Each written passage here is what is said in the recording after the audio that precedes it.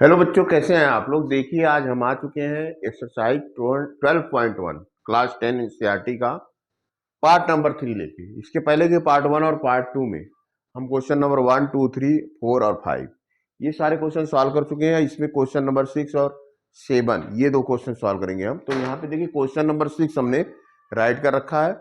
आइए रीड करते हैं और देखते हैं इसका सोल्यूशन कैसे होता है। तो यहाँ पे देखिए, a medicine capsule is in the shape of a cylinder with two hemispheres stuck to each of its end. The length of entire capsule is 14 mm and the diameter of the capsule is 5 mm. Find its surface area. ये देखिए, यहाँ पे diagram बना रखा हमने। ये दो hemispherical जो है मेडिसिन फॉर्म में है, कैप्सूल है, और इसका टोटल लेंथ 14 mm है। डायमीटर 5 mm है, तो रेडियस इधर भी 5.2 होगा, इधर भी 5.2 हो जाएगा। कहने का मतलब अगर टोटल 14 mm है तो 5.2 प्लस 5.2 5 mm 14 में से माइनस करेंगे तो ये जो सिलेंड्रिकल पार्ट है इसकी जो हाइट हो जाएगी वो 9 mm हो जाएगी। आइए इसको सॉल्व करते हैं, देखिए इसका सोल्यूशन कैसे होता है। तो सोल्यूशन के क्रम में सबसे पहले देखिए हम लोग राइट करेंगे कि it can be observe that, figure से जो है क्या क्लियर हो रहा है। It can be observed that radius of cylindrical part, जो रेडियस है सिलिंड्रिकल पार्ट का, radius of cylindrical part is equal to radius of hemispherical part, radius of hemispherical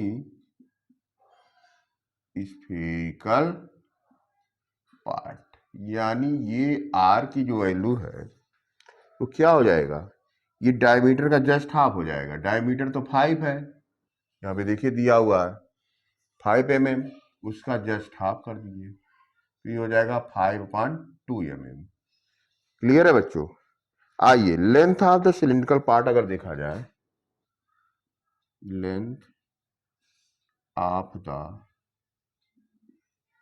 cylindrical part, तो अभी हमने देखा रेडियस 5.2 5.2 दोनों को ऐड करेंगे, दोनों साइड 5 हो जाएगा, तो टोटल 14 जो mm है इसमें से आप 5 mm को माइनस कर दीजिए। तो इस तरह से आपका जो लेंथ आ रहा है, यानी इसको यस से राइट कर सकते हैं, ये 9 mm हो जाएगा। क्लियर है। अब आपको क्या पता करना है, देखिए सरफेस एरिया, ठीक है ना। तो सरफेस एरिया ऑफ कैप्सूल का फार्मूला देखिए क्या लग जाएगा यहाँ, surface area of given capsule, this will be equal to 2 into curve surface area of hemispherical part. देखिए दो हेमिस्फीयर है, एक हेमिस्फीयर इधर वाला हो गया, एक इधर हो गया, तो आपको 2 इंटू करना पड़ेगा दोनों तरफ का एक ही बार। 2 into curve surface area of hemispherical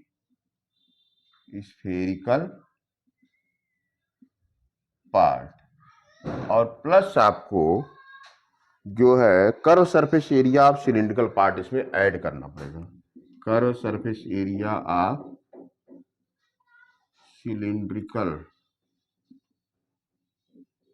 part इसको ऐड करना होगा।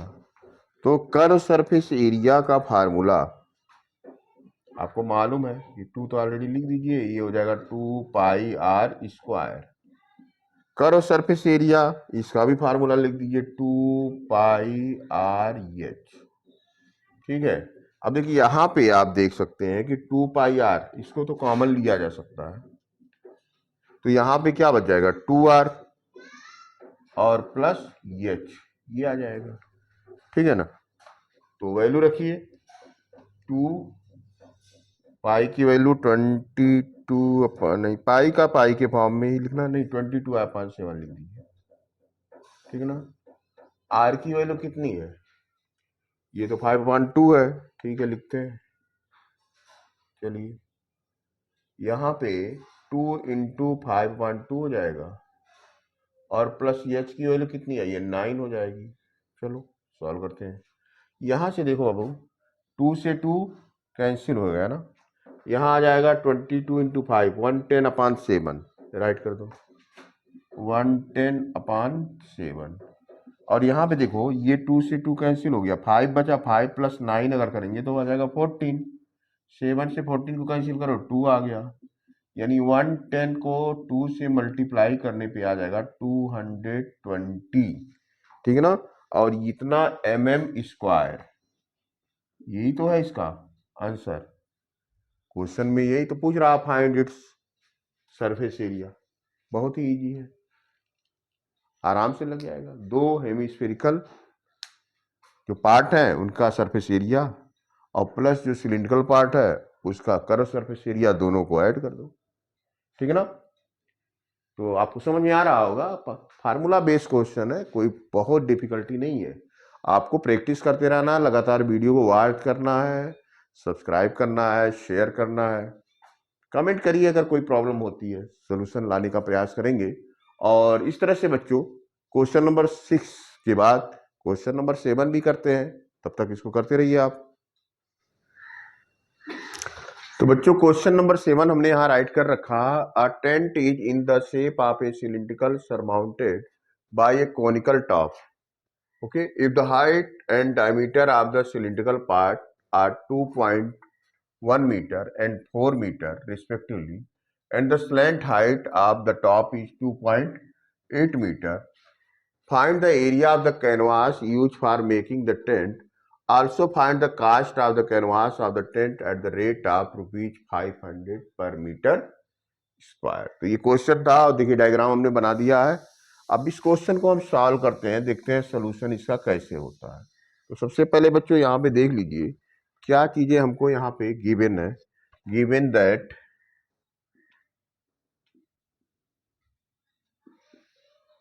Height of the cylindrical part, height of the cylindrical part, यानी h की वैल्यू कितनी दी हुई है, ये दिया हुआ 2.1 मीटर, ठीक है। उसके बाद diameter of the cylindrical part, diameter of the cylindrical part, ये देखिए बच्चों कितना दिया हुआ है, ये दिया हुआ है 4 मीटर। तो रेडियस निकाल लीजिए, radius of the cylindrical part, ये कितना जाएगा, 4 का जस्ट हाफ यानी 2 मीटर। ओके, इसके अलावा और क्या दिया हुआ है, slant height, slant height of conical part, यानी यल की वैल्यू दी हुई है कितनी, 2.8 मीटर। ओके, ये हो गया आर की वैल्यू, ठीक है ना। अब आपको area of the canvas use निकालना है, area of the canvas used, ये हो जाएगा curve surface area of conical part, curve surface area of conical part plus curve surface area of cylindrical part, cylindrical part. अब देखिए conical part का formula आ जाएगा πr/l और सिलिंड्रिकल पार्ट का formula हो जाएगा 2πr/h। कॉमन क्या लेंगे, πr, क्या हो जाएगा l + 2h, ठीक है ना। तो चलिए क्वेश्चन को सॉल्व करते हैं।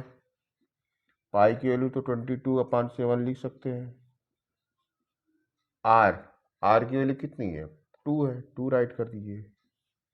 यल कितना है, देखिए यहाँ पे 2.8 और 2 इंटू एच कितना है, 2.1 दिया हुआ है। ठीक है बच्चों, एच की वैल्यू 2.1। सॉल्व किया इसको अगर, तो 22 का 2 में मल्टीप्लाई करेंगे 44 अपॉन 7, कितना हो जाएगा 2.8 प्लस ये 4.2 हो जाएगा।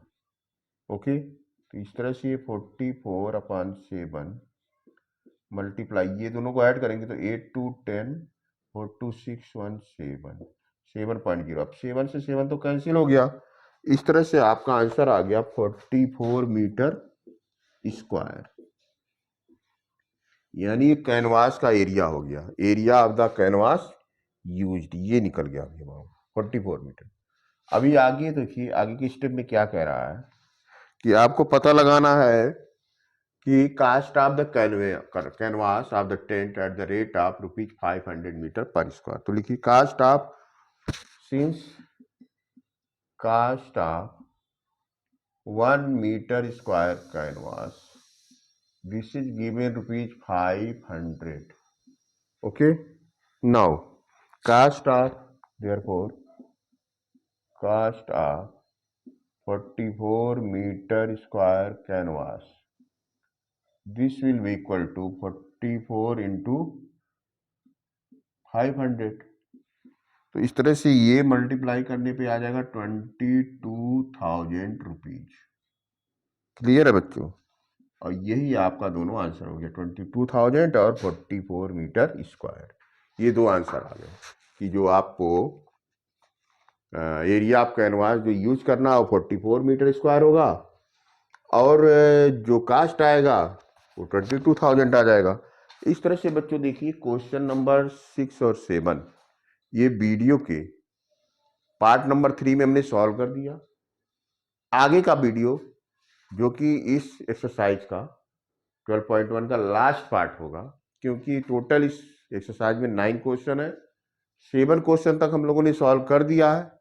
बाकी के 2 क्वेश्चन वीडियो के पार्ट 4 में जल्द ही लेके आ रहे हैं। तब तक आप लोग प्रैक्टिस करते रहिए।